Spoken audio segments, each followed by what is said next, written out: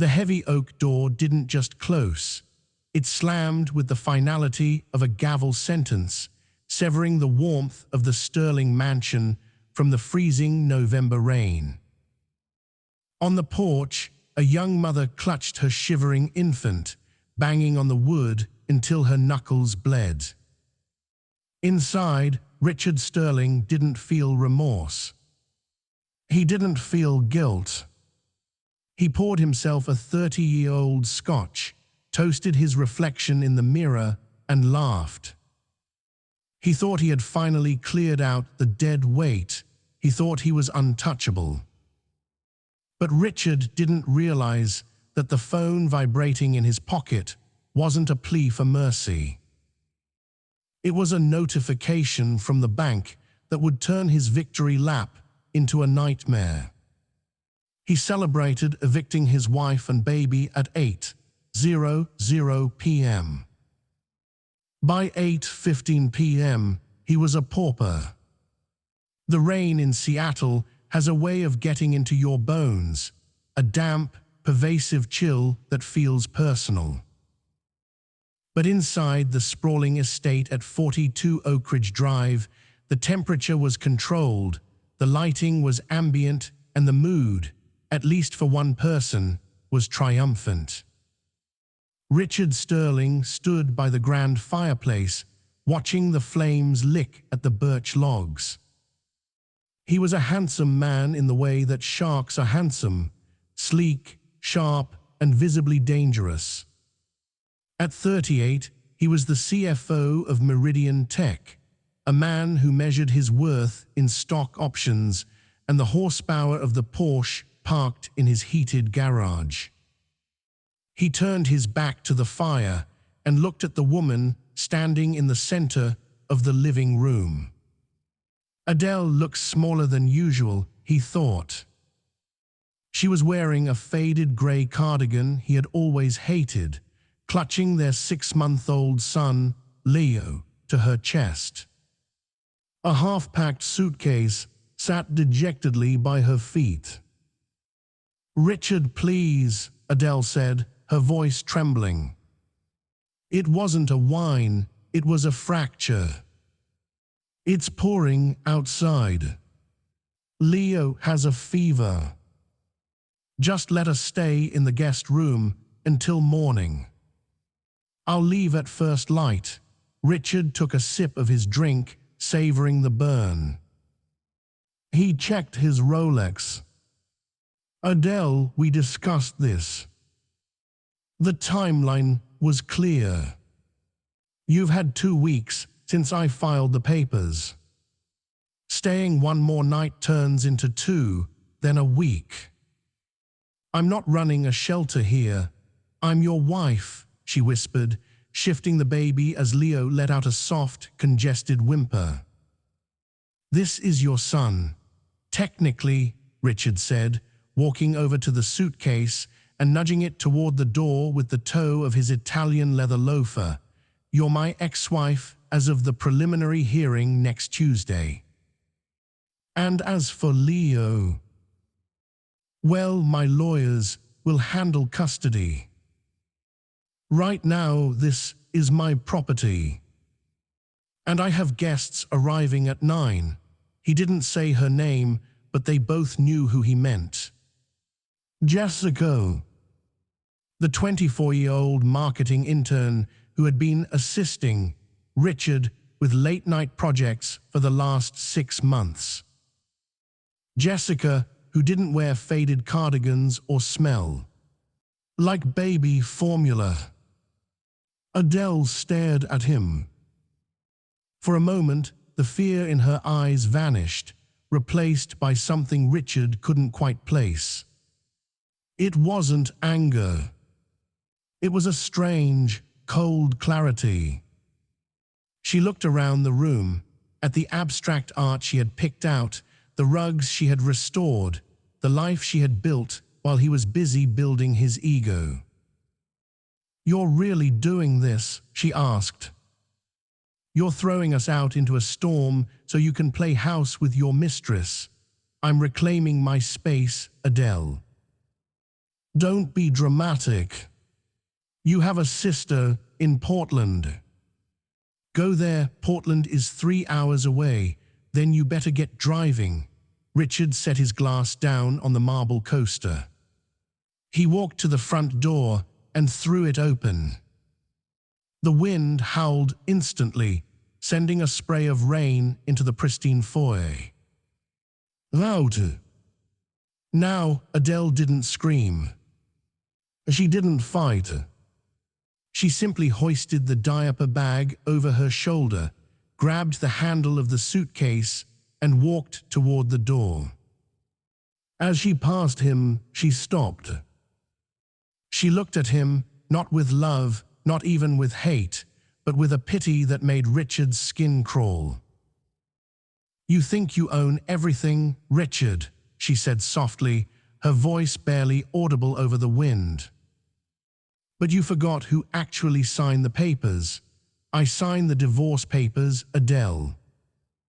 Now get out. I wasn't talking about the divorce, she murmured. Before he could ask what she meant, she stepped out into the deluge. Richard watched her struggle down the wet steps, the baby crying louder now as the cold air hit his lungs. He watched her wrestle the suitcase into the trunk of her 10-year-old Honda Civic, the only car he allowed her to keep. He waited until her taillights disappeared around the bend of the driveway. Then he slammed the door shut, locked the deadbolt, and let out a long, loud breath. Finally, he said to the empty room. Silence. He picked up his phone.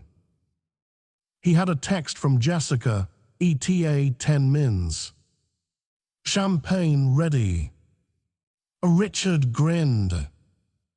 He walked to the stereo system and swiped his finger across the controls, blasting jazz throughout the house. He felt lighter, unburdened. He had shed the dead weight. He was the king of his castle, and the night was just beginning. He had no idea that the Honda Civic driving away wasn't fleeing in defeat. It was moving into possession. By 8:45 p.m., the atmosphere in the Sterling mansion had shifted from domestic tension to hedonistic celebration. Jessica had arrived in a whirlwind of expensive perfume and rain-dampened fur. She was undeniably stunning, with the kind of sharp, angular beauty that looks best in low light and high contrast.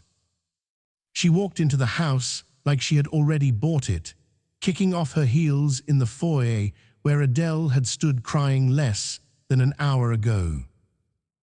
God, it's huge, Jessica cooed, spinning around in the living room. I can't believe she's actually gone. Did she make a scene? Richard poured 2 flutes of Dom Perignon. She tried. The usual sob story. The baby is sick, it's raining, blah blah blah. I told her to drive to Portland. Jessica took the glass, giggling. You're terrible. I love it. She clinked her glass against his. To new beginnings. And to getting rid of the old furniture. Richard laughed, gesturing around the room. Change whatever you want, babe. Order new sofas, new curtains. I want this place to look like a bachelor pad, not a nursery. Seriously, Jessica's eyes widened. I saw this velvet sectional online. It's like 12 grand though. Get it, Richard said dismissively.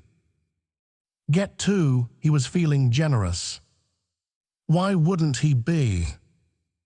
His quarterly bonus had just hit, a cool $250,000 deposited directly into his primary investment account. He was untouchable. Actually, Jessica said, pulling out her phone. I have it saved in my cart. Can we order it now? Shipping is 6 weeks, but if we pay for expedited. Do it, Richard said. Put it on the black card. He pulled his wallet out of his back pocket, the sleek carbon fiber clip he preferred, and handed her the heavy black titanium credit card. It was the Centurion, the card that opened doors, the card that said, "I have arrived." Jessica squealed and tapped the numbers into her phone. Richard watched her, feeling a swell of pride. This was what he deserved. A hot girlfriend, a quiet house, and the ability to buy whatever he wanted without looking at the price tag. Okay, processing. Jessica hummed, tapping the screen. Richard took a sip of champagne, waiting for the confirmation. Jessica frowned. She tapped the screen again. That's weird. What? It says transaction declined.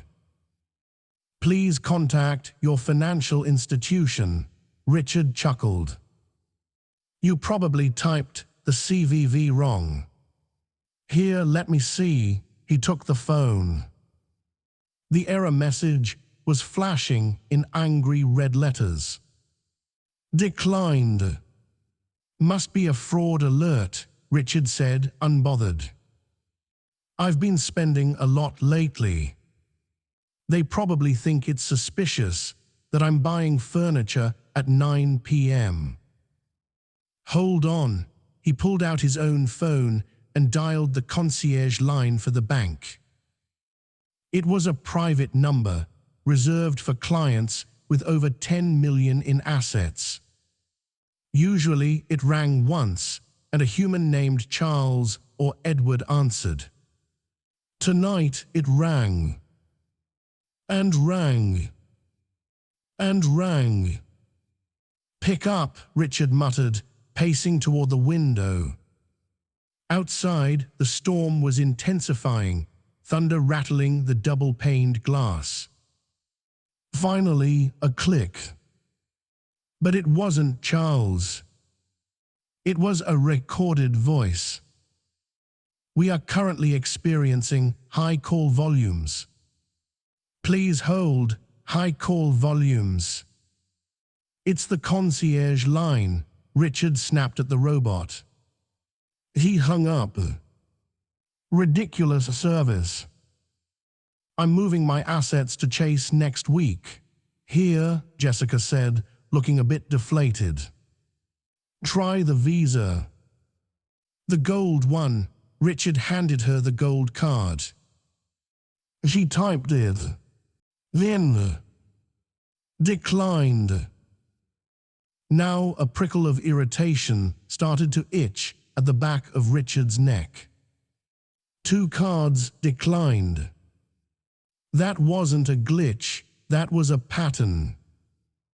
Maybe the internet is down because of the storm, Jessica suggested, though she was looking at him with slightly less adoration and slightly more suspicion.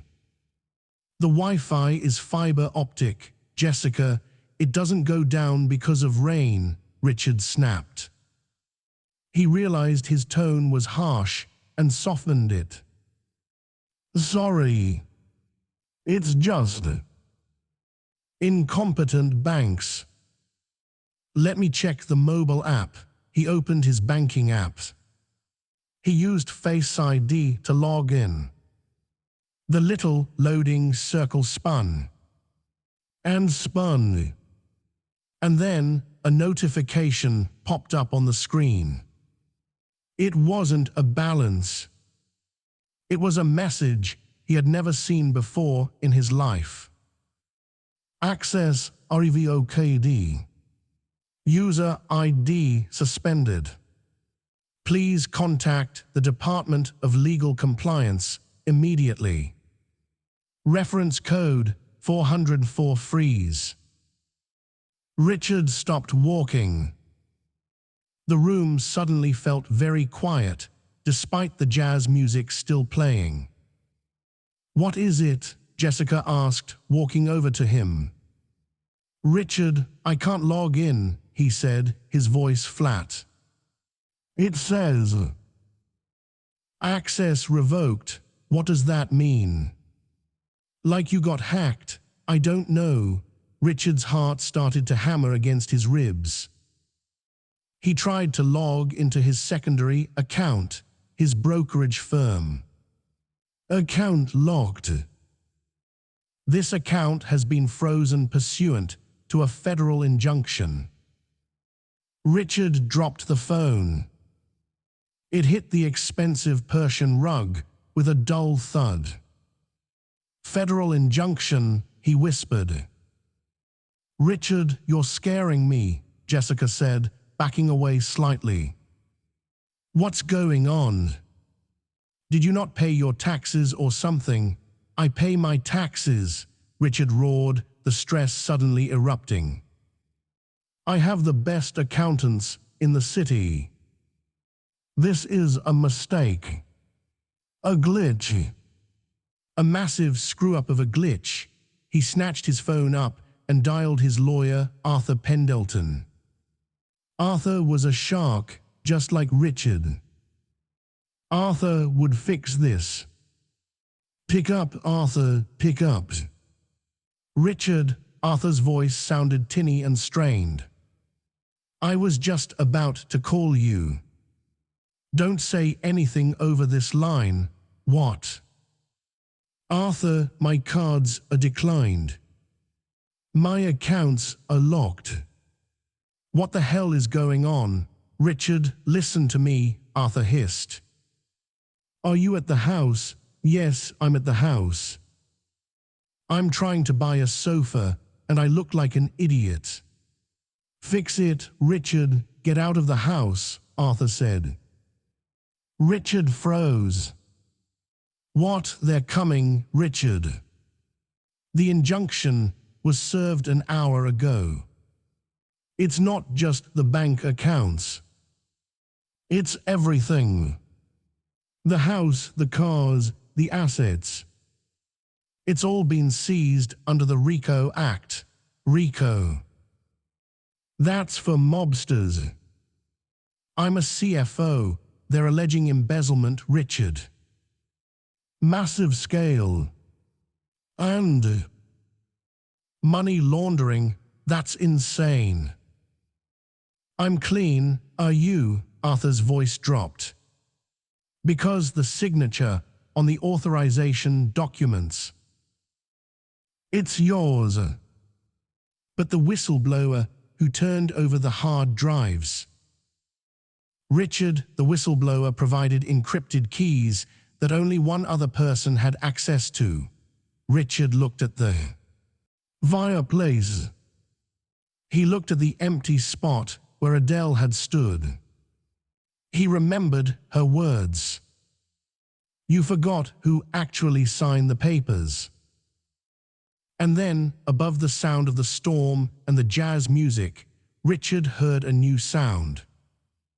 Sirens. Lots of them. And they were getting louder. The sirens didn't wail like they do in movies.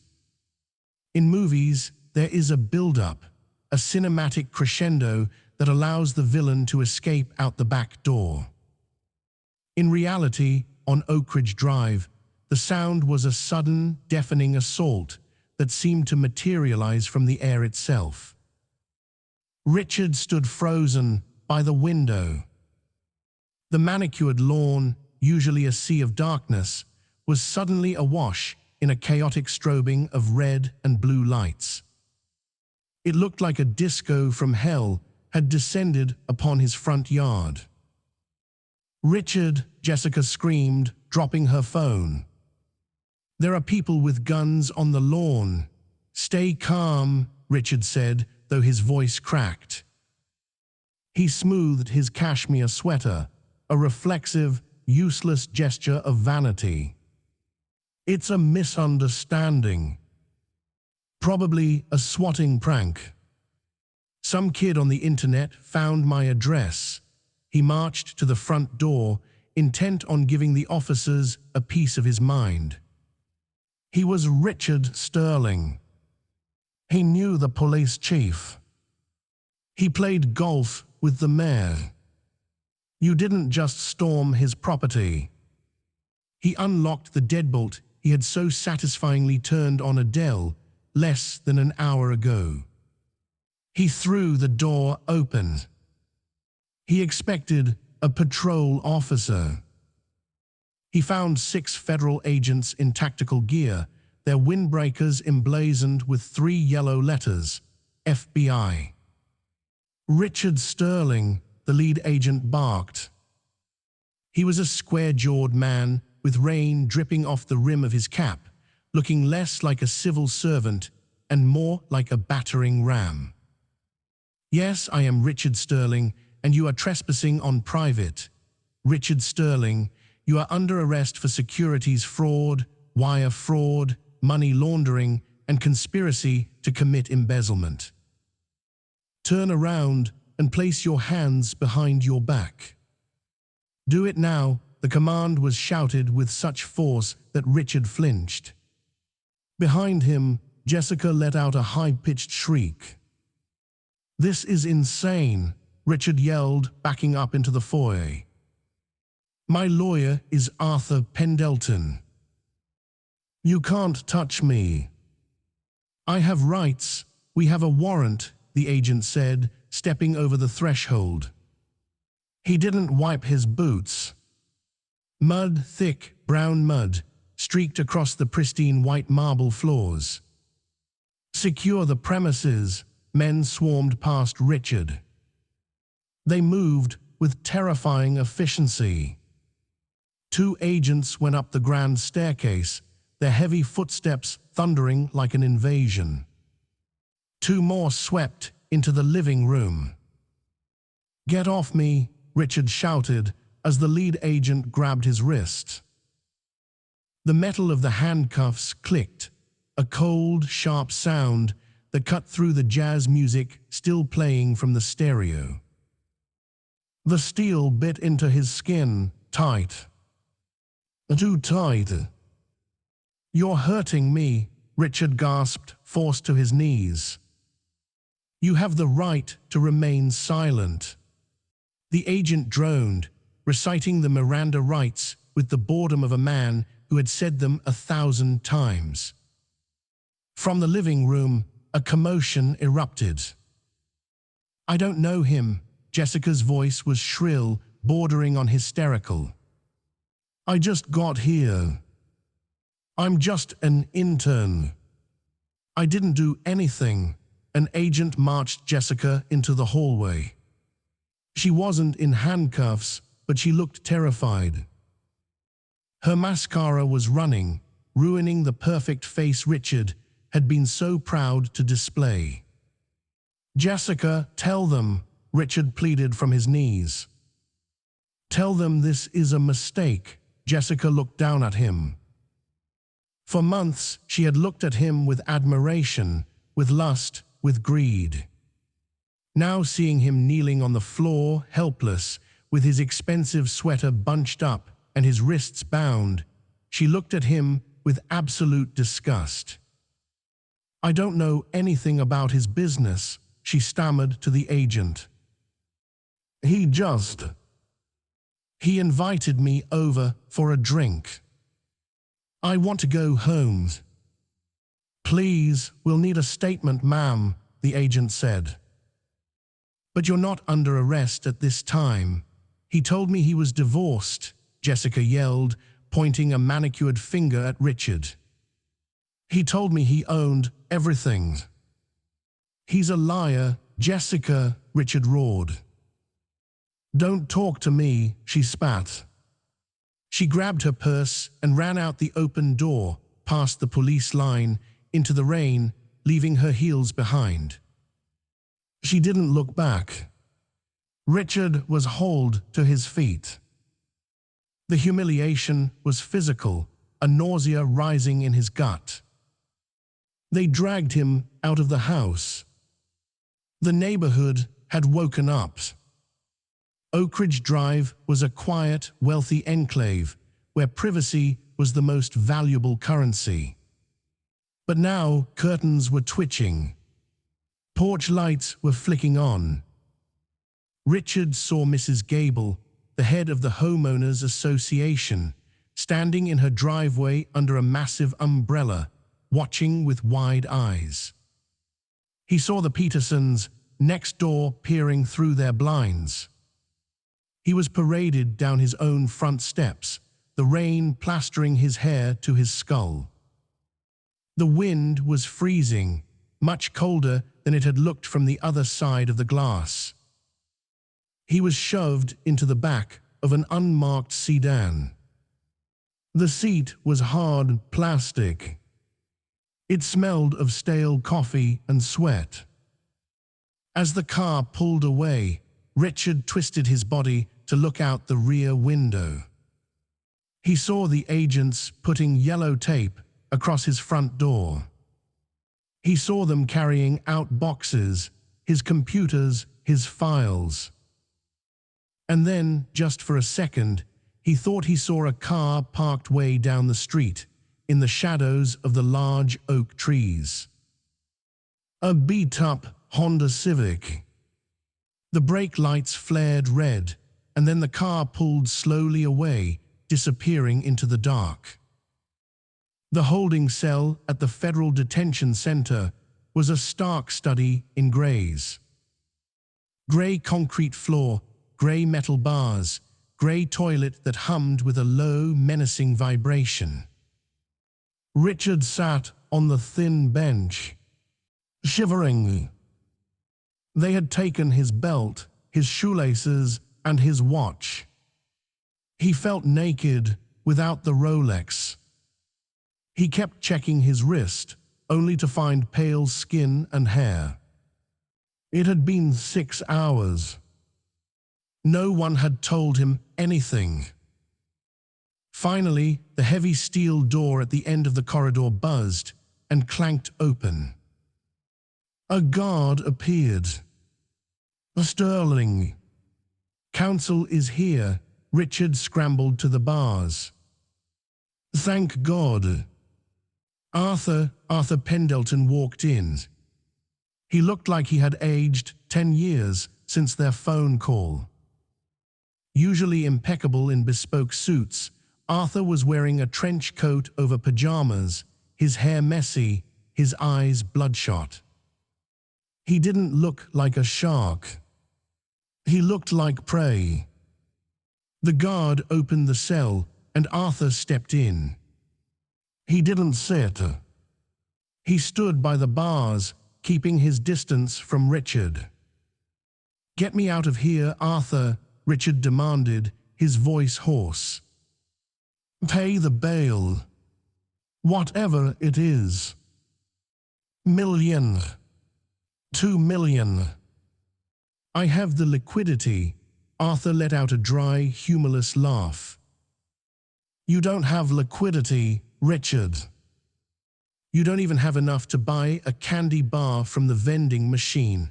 What are you talking about? The accounts are frozen, sure, but we can unfreeze them." "It's an error. It's not an error," Arthur whispered. He pulled a file from his coat pocket and slapped it against the bars. "They have everything. Everything like what?" "The dual ledgers. The shell companies in the Caymans. The falsified vendor invoices for the Phantom Project. They have the emails, Richard. The ones you thought you deleted." Richard felt the blood drain from his face. "That's impossible. Those were on the encrypted drive. The heavy encryption. Military grade. No one has the key except me." Arthur stared at him. "And who else?" "No one. I'm the only one who's—" Wait, Richard's mind flashed back. 3 years ago. It was before the affairs, before the arrogance had fully consumed him. He and Adele were celebrating their 5th anniversary. He was traveling a lot for business, which was actually setting up the shell companies, and he had wanted to play the role of the protective husband. He had given Adele a silver USB drive on a chain. The master key. "If anything ever happens to me," he had told her, "feeling important and powerful, if I get hit by a bus or kidnapped, you plug this into the safe computer. It gives you access to the insurance, the offshore accounts, everything. It's our safety net." He hadn't thought she knew what it did. He thought she just saw it as a digital will. Adele wasn't tech-savvy. She was a homemaker. She liked gardening and baking. She didn't know about forensic accounting. "Adele," Richard breathed. Arthur nodded grimly. "Adele Sterling. Or rather, Adele Millet. Did you know she was a forensic auditor for Deloitte before she met you?" Richard blinked. "Oh, she was an accountant. A junior accountant, she was. A senior auditor specializing in corporate fraud, Richard. She quit when she got pregnant with your first. The miscarriage. You never asked her about her career, did you?" Richard stayed silent. He hadn't. He had preferred to talk about himself. "She played the long game," Arthur said, pacing the small cell. "The feds told me she approached them 6 months ago. Right around the time you started seeing Jessica." 6 months, Richard gasped. "She's been living in my house, sleeping in my bed for 6 months while talking to the FBI. She was gathering evidence.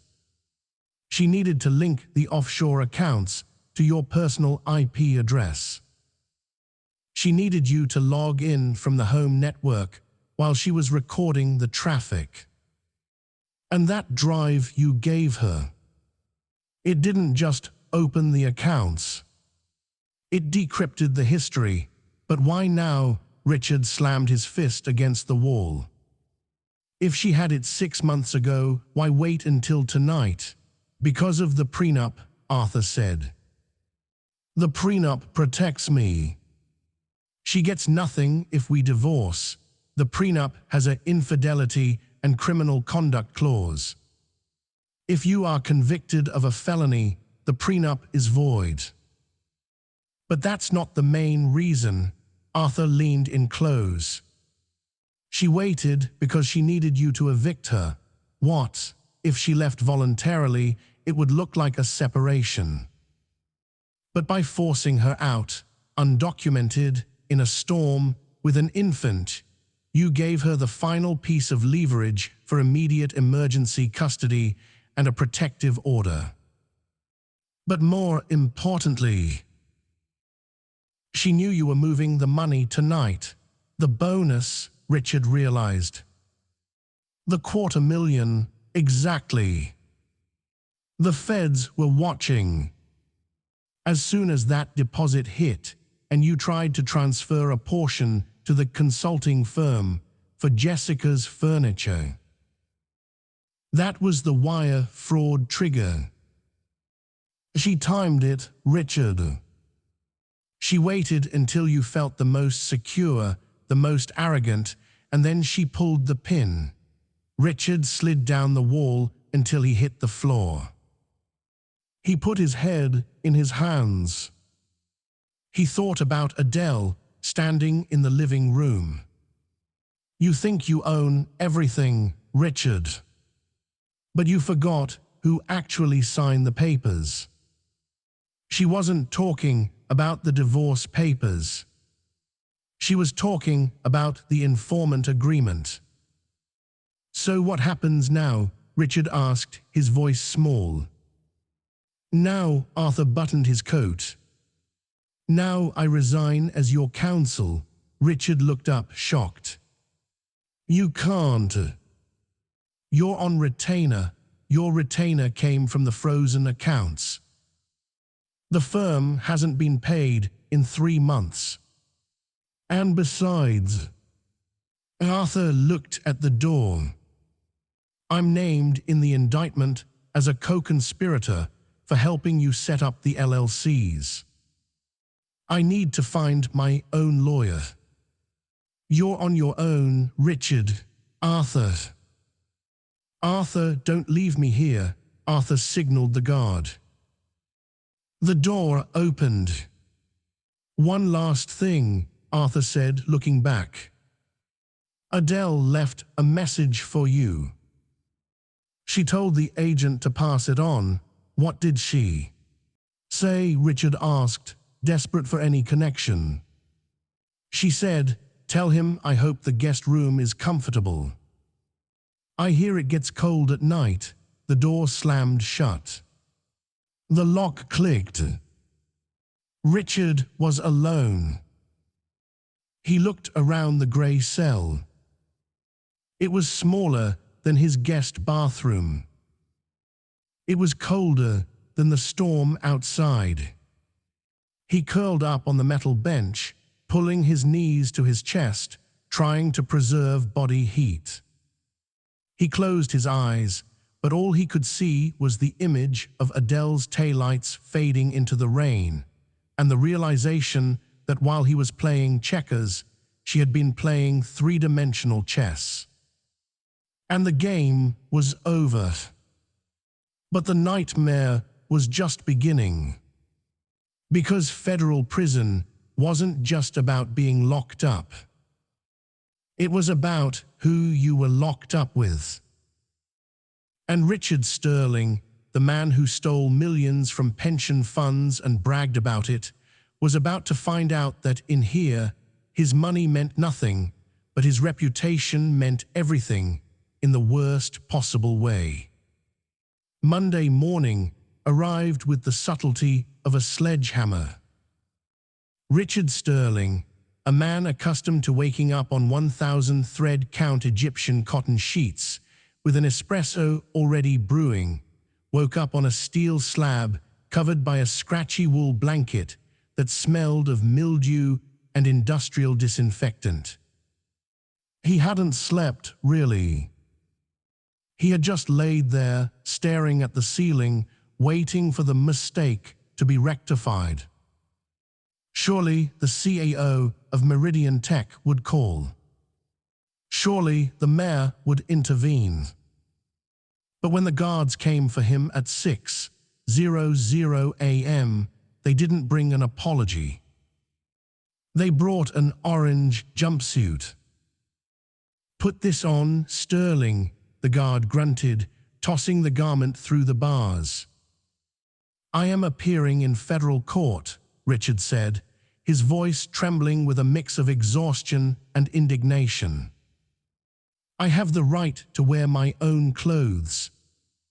It's prejudicial to the jury to see me in this. It's an arraignment, not a trial, the guard spat. And your clothes are evidence. They had cocaine residue in the pocket. Richard froze. That's a lie. I don't use drugs. Maybe not, the guard smirked. But the blonde lady who ran out of your house. She left a little baggie in your jacket pocket when she hugged you goodbye, didn't she? Or maybe she planted it. Doesn't matter to me. Put the suit on, Jessica. Richard felt a vain throb in his temple. She had set him up too. Or was she just careless? It didn't matter. The walls were closing in from every side. Richard was shackled, hands to waist, ankles to ankles, and shuffled onto a bus with 20 other men. The drive to the federal courthouse was a blur of misery. When the bus arrived at the loading dock, Richard expected a private entrance. Instead, as he was led out of the vehicle, he was blinded. Flash bulbs. Hundreds of them. The paparazzi were swarming the gated area like vultures. Richard! Richard! Did you really steal the pension fund, Mr. Sterling? Is it true you evicted your wife in a storm? Look this way, scumbag. Richard tried to shield his face with his manacled hands, but the chains were too short. He was exposed. The golden boy of tech was now the face of corporate greed, broadcast live in high definition. Inside the courtroom, the humiliation continued. The room was packed. In the back row, Richard saw his colleagues from Meridian Tech. They weren't there to support him. They were there to distance themselves. They looked at him with the same clinical detachment one might view a roadkill. And then, in the front row, directly behind the prosecution table, sat Adele. As she looked, transformed. Gone was the faded grey cardigan. She was wearing a sharp, navy blue power suit. Her hair was blown out, sleek and professional. She held a notepad, her posture erect, her eyes clear. She didn't look like a victim. She looked like the CEO of her own destiny. Beside her sat a man Richard didn't recognize, a stern-looking man in a grey suit. Richard was led to the defense table. There was no Arthur Pendleton. Instead, a harried-looking man with coffee stains on his tie was shuffling through a stack of papers. "Mr. Sterling," the man whispered. "I'm Gary Sneed, Public Defender's Office. I was assigned your case 10 minutes ago." "Public Defender," Richard hissed. "I have millions in assets. I want a real lawyer. Your assets are frozen, Mr. Sterling. And under the RICO statute, you can't use illicit funds to pay for legal defense. Until you can prove the money is clean, which, looking at this file, you can't, you're stuck with me. Now shut up and let me do the talking." "All rise," the bailiff bellowed. The Honorable Judge Frederick D. Highmore swept in. Highmore was known as the Hammer in legal circles. He didn't tolerate white-collar nonsense. Case number 24 CR 892, United States v. Richard James Sterling, the clerk announced. Charges: 14 counts of wire fraud, 6 counts of money laundering, 2 counts of securities fraud, and 1 count of conspiracy to defraud the United States. "How do you plead?" Judge Highmore asked, peering over his spectacles. "Not guilty, Your Honor," Gary Sneed said automatically. "We are moving for bail," Sneed continued. "My client is a pillar of the community, a C-level executive. Your Honor," the prosecutor, Assistant U.S. Attorney Evelyn Parker, stood up. She was a shark in a skirt suit, sharp and terrifying. "The government moves for detention without bond.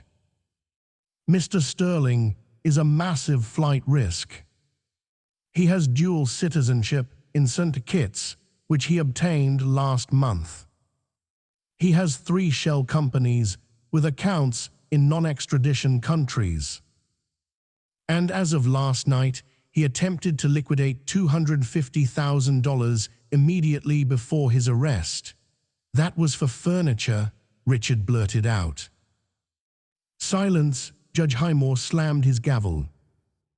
Furthermore, Prosecutor Parker continued, we have a witness who can testify to the defendant's specific plans to flee the jurisdiction if the audit was ever exposed. I would like to call Special Agent Thomas Reynolds to the stand. The man sitting next to Adele stood up. He walked to the witness box. Richard's blood ran cold. He knew that name. Thomas Reynolds was the head of the FBI's white-collar crime division. Agent Reynolds, Parker asked. What evidence do you have of flight risk? Reynolds adjusted the microphone. Your Honor, we received a cache of encrypted communications from a cooperating witness, Mrs. Adele Sterling, now filing as Ms. Adele Miller. These communications include emails between the defendant and a fixer in Panama discussing the purchase of a villa and the best routes to smuggle gold bullion out of the country. The courtroom gasped. Richard stared at Adele. She didn't look back. She was taking notes. The witness provided the decryption key, Reynolds continued, holding up a plastic evidence bag containing the small silver USB drive, the anniversary gift. This drive contained a folder titled Exit Strategy. It outlines exactly how Mr. Sterling planned to leave his wife and child destitute while he lived off the stolen pension funds. Judge Highmore's face hardened into granite. He looked at Richard with pure disdain. Mr. Sneed, the judge said. Do you have any counter-argument? Sneed looked at the file, then at Richard. No. My client has strong ties to the community.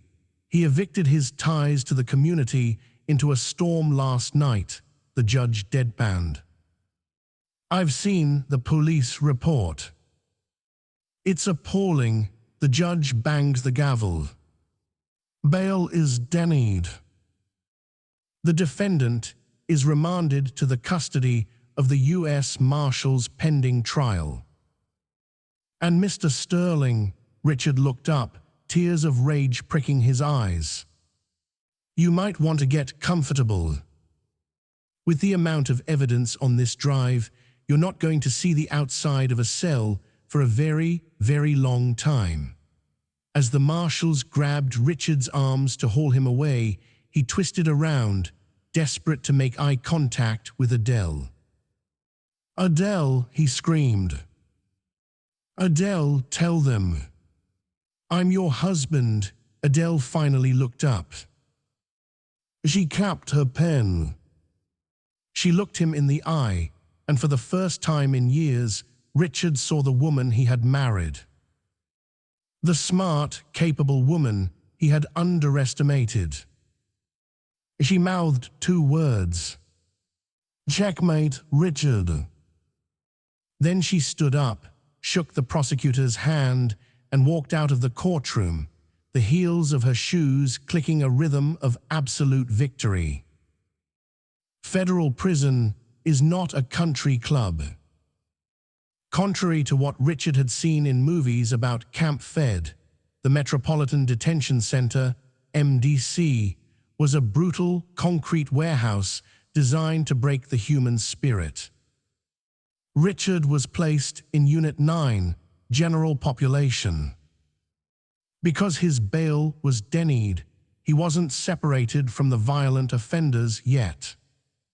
He was mixed in with everyone, drug traffickers, gang enforcers, and other white-collar criminals who had already learned the hard way that their MBA didn't matter here. For the first week, Richard tried to maintain his executive presence. He walked with his chest out. He tried to network. I can help you with your portfolio, he told a large, tattooed man named Tiny in the rec yard. I know stocks. I can triple your commissary money. Tiny looked at him, then knocked Richard's lunch tray out of his hands. "You stole from Grandma's, Richie." "My grandma lost her pension cause of guys like you." "Don't talk to me." Richard ate his mashed potatoes off the floor that day. He learned quickly, in here, stealing from the rich was sometimes respected. Stealing from the working class, the pension funds, made you a pariah. But the worst part wasn't the food or the fear. It was the television. In the common room, the TV was always on. And for 3 weeks straight, the only story that mattered was the Sterling scandal. Richard sat in the corner, watching his life be dissected. CNN sources say Richard Sterling spent over $50,000 on corporate dinners, while his employees were denied overtime pay. Fox Business, the audit reveals a Ponzi-like structure within Meridian Tech subsidiary. Sterling was cooking the books for 5 years, and then the piece de resistance. An exclusive interview with Jessica. Richard watched, mesmerized with horror, as Jessica sat on a beige couch on Good Morning America, wiping away a tear that didn't look entirely real. "I was a victim too," Jessica sobbed to the host. "He told me he was a widower. He told me his wife had died in a car crash. I had no idea she was living in the house. When I saw her that night, my heart broke. He's a monster. He manipulated me just like he manipulated the shareholders." "Liar," Richard screamed at the TV. "She knew. She helped me pick out the Ferrari." "Shut up, Sterling," someone yelled from the back. "We're trying to watch Wheel of Fortune." Richard slumped back. He was alone. 2 months passed. The isolation was absolute. No one visited. His parents were too ashamed. His friends were too scared of being indicted. Then, one Tuesday, a guard called his name. "Sterling." Legal mail. Richard scrambled to the bars. Had Arthur found a loophole? Had Sneed actually done something useful? He tore open the envelope. It wasn't from a lawyer. It was a document from the bank. But not a bank statement. Notice of foreclosure and auction. Ray property at 42 Oak Ridge Drive. Pursuant to the Federal Asset Seizure Protocol, the property formerly owned by Richard Sterling has been seized. However, due to the outstanding mortgage liens held by separate entities not named in the RICO suit, the bank has authorized an immediate auction to recover the primary loan. Richard scanned the document. The house, his castle, was being sold. But his eyes caught something at the bottom. A notice of sale attached to the foreclosure. Buyer, the Miller Trust. Closing price, $1.2 million, distressed asset sale. Richard stared at the name. Miller Trust. Adele Miller. His hands shook so hard the paper rattled. She had bought the house.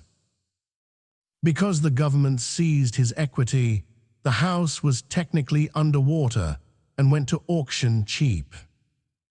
Adele, using the whistleblower reward money, which, by federal law, can be up to 30% of the recovered sanctions, had bought his mansion for pennies on the dollar. She wasn't just taking his freedom. She was taking his sanctuary.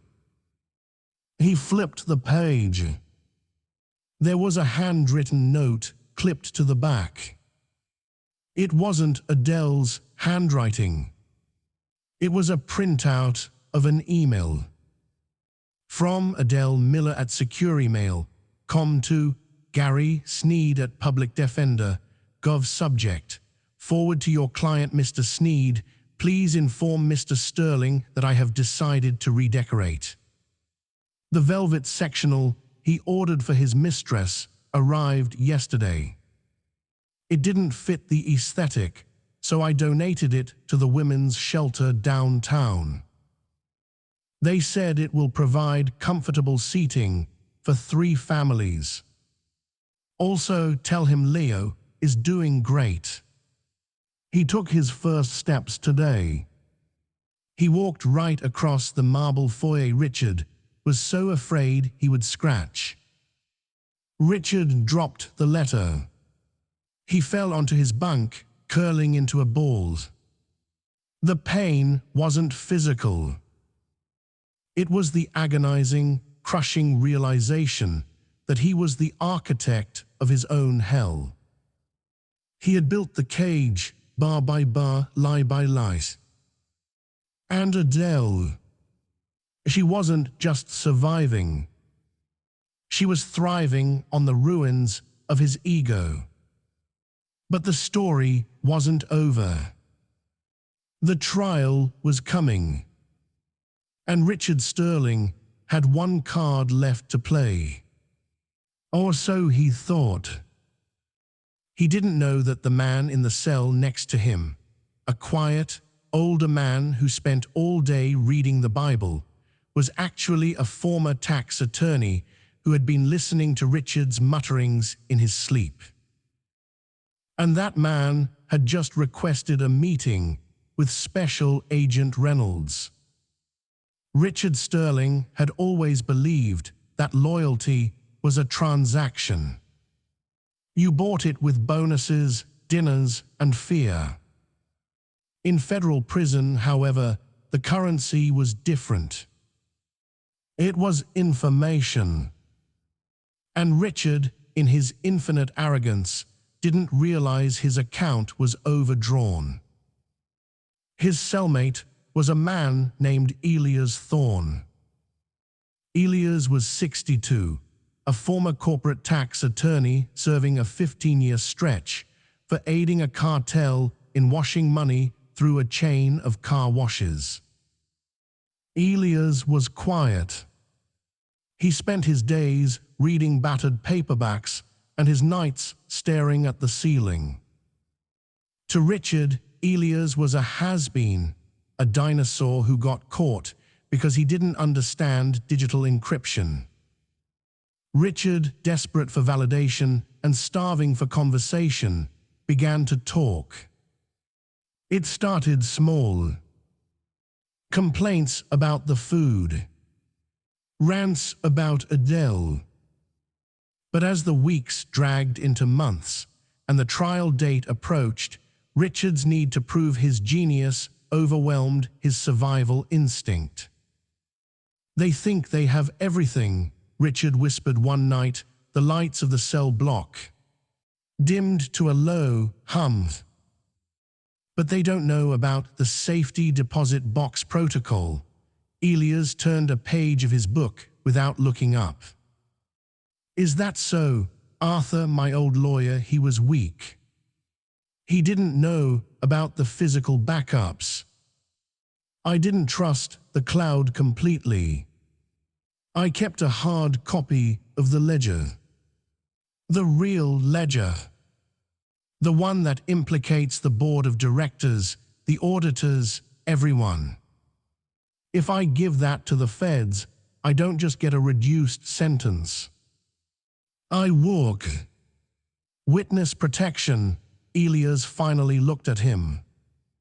His eyes were sharp, intelligent, and devoid of pity. "And where is this magic ticket, Richard?" "My parents' old cabin in Lake Placid," Richard smirked. under the floorboards in the panic room. No digital footprint. No GPS. Just paper and ink. I'm going to wait until the trial starts. When Prosecutor Parker thinks she has me cornered, I'm going to drop the bomb. I'll trade the board for my freedom. Smart, Elias said softly. Very smart. I'm always 3 steps ahead, Richard said, leaning back on his bunk. Adele thinks she won. She bought the house. Fine. I'll be out in 2 years, and I'll buy the whole damn neighborhood. Richard fell asleep that night dreaming of vengeance. He didn't see Elias Thorne slide off his bunk 3 hours later. He didn't see Elias write a note on a scrap of toilet paper using the stub of a pencil he'd sharpened against the concrete floor. The next morning, during recreation hour, Elias walked to the fence where the guards stood. He didn't look at them. He simply dropped the small ball of paper into the trash can next to the guard post, a signal arranged weeks ago with Agent Reynolds. Elias wasn't looking for money. He was looking for a sentence reduction. He had 5 years left. The information Richard just gave him was worth 3. 2 days later, Richard was meeting with Gary Sneed, his public defender, in the visitation room. We have a plea deal on the table, Sneed said, looking exhausted. They're offering 12 years. If you plead guilty to wire fraud, they drop the money laundering. You'll be out in 8 with good behavior. 12 years, Richard laughed. I'm not taking 12 years. I'm taking 0. Richard, listen to me. The evidence is overwhelming. Not all of it, Richard leaned in, lowering his voice. Gary, I want you to set up a meeting with Agent Reynolds. Tell him I have something bigger than me. Tell him I can give him the CEO of Meridian Tech. Sneed sighed. Richard, don't play games with the FBI. Just do it, Richard snapped. Tell him I have the Lake Placid ledger. Sneed's face went pale. He opened his briefcase and pulled out a new document, sliding it across the metal table. You mean this ledger? Richard looked down.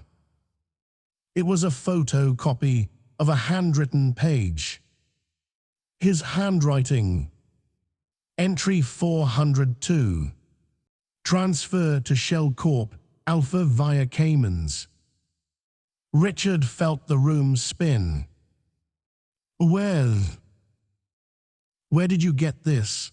They executed a search warrant on your parents' cabin yesterday morning, Sneed said quietly. They found the panic room. They found the box. They have the physical ledger, Richard. They don't need you to trade it. They already have it, but... How? Richard stammered. No one knew. Only I knew. Did you talk to anyone? Sneed asked, his eyes narrowing. A cellmate, maybe. Richard's mind flashed to Elias.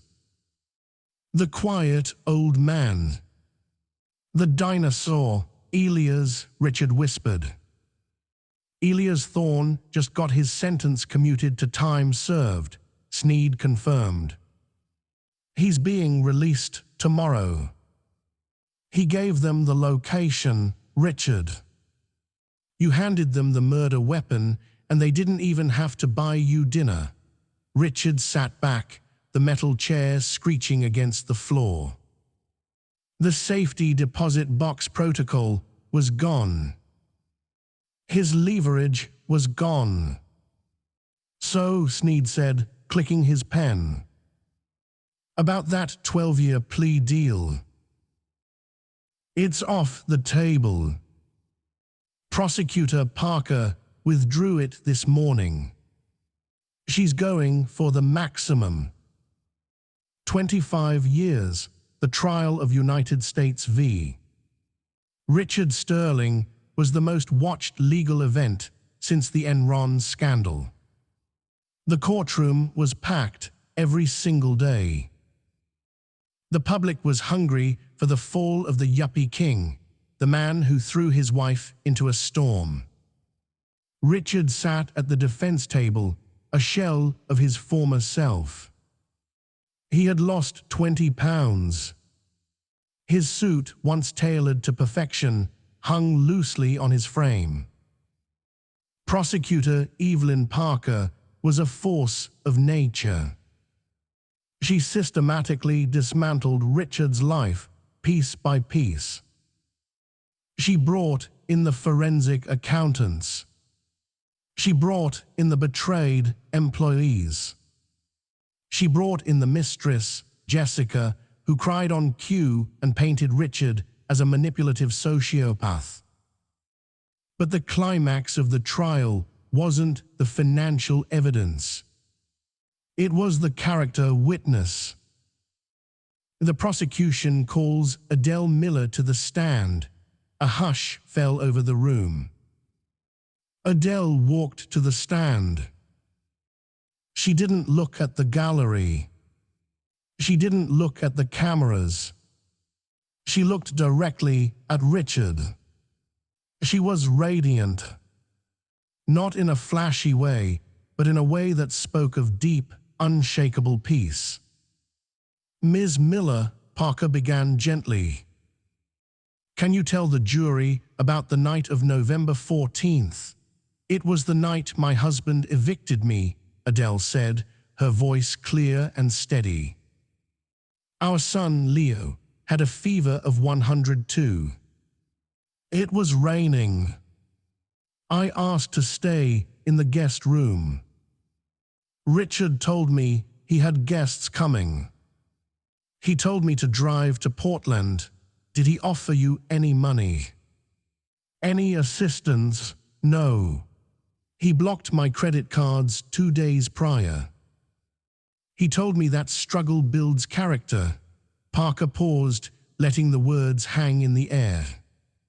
And while you were driving through a storm with a sick infant, what was Mr. Sterling doing? He was ordering a $12,000 sofa and drinking vintage champagne with his girlfriend, Adele said. Richard jumped up. Objection. Relevance. Sit down, Mr. Sterling, Judge Highmore roared. It is relevant to his state of mind, Your Honor, Parker argued.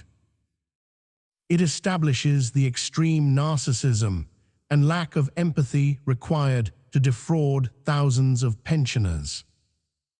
A man who would throw his own child into the cold is a man capable of anything. Overruled, the judge said. Continue, Ms. Miller, Parker said.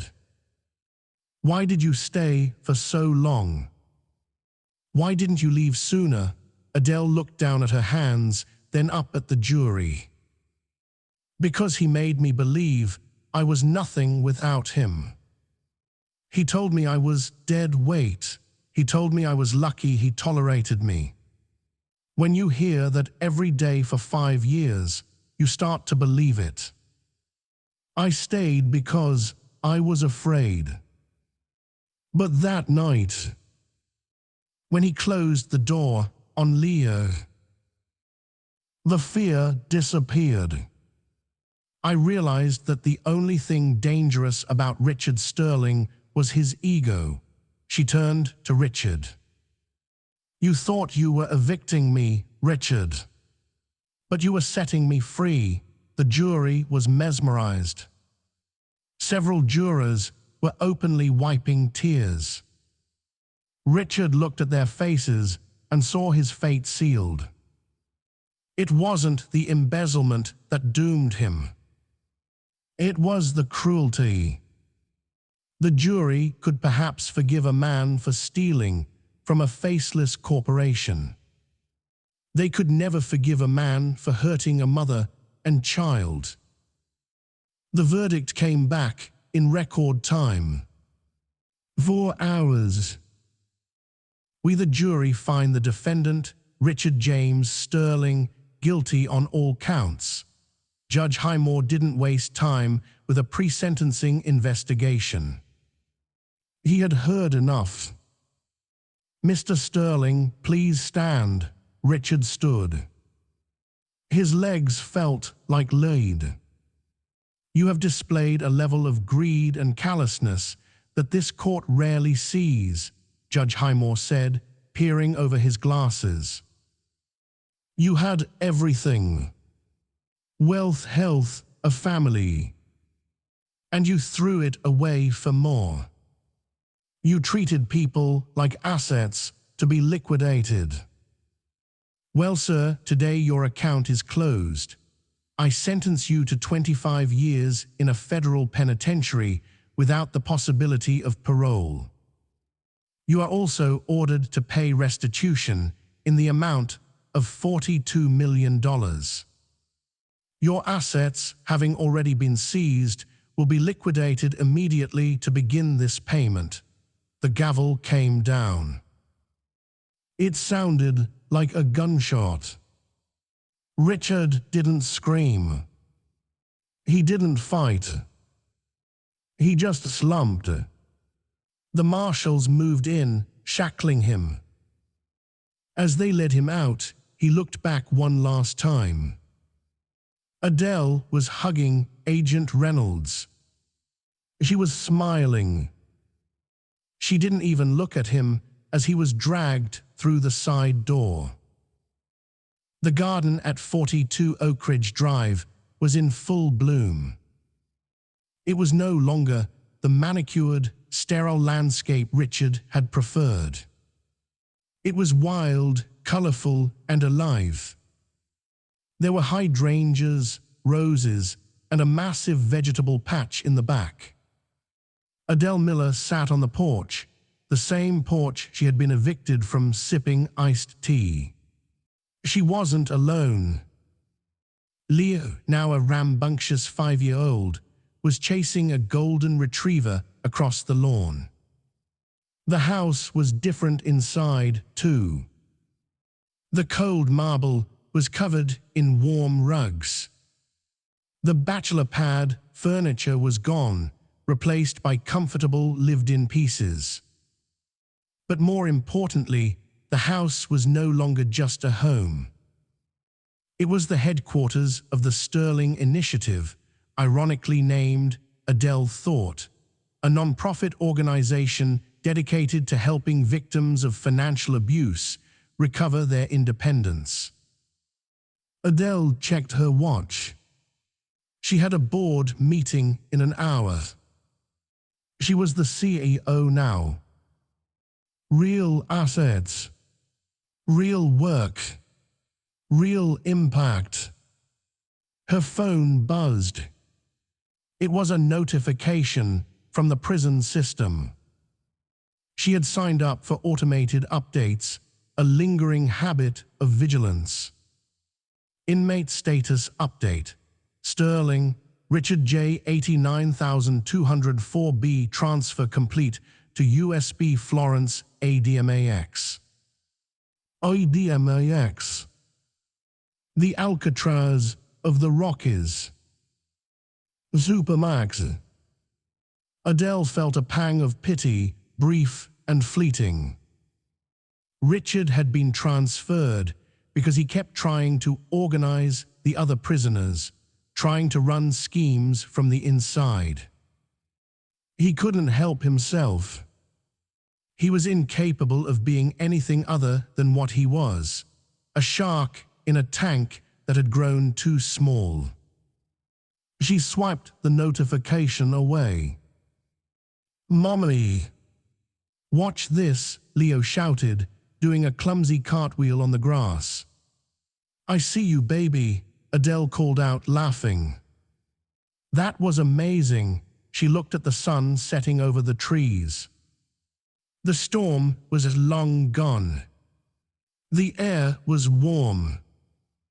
And for the first time in her life, Adele realized that the richest she had ever been was right now.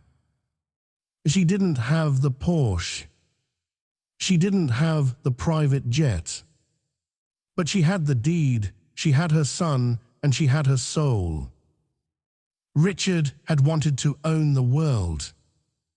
In the end, he owned nothing but a 6x8 cell and a memory of the night he locked his life out in the rain. Adele took a sip of her tea, the ice clinking softly. "Checkmate," she whispered to the wind. And that is the story of Richard Sterling, a man who thought his net worth determined his self-worth and paid the ultimate price for it. It's a chilling reminder that the people we hurt on our way up are often the same people holding the ladder when we fall. Richard thought he was playing a game of chess, but he didn't realize he was playing against someone who had already memorized the board. If you enjoyed this story of justice, karma, and the ultimate comeback, please hit that like button. It really helps the channel grow. And don't forget to subscribe and ring the bell so you never miss a new story. What do you think? Did Richard deserve 25 years, or was the betrayal by his cellmate too harsh? Let me know in the comments below. Thanks for watching and stay safe out there.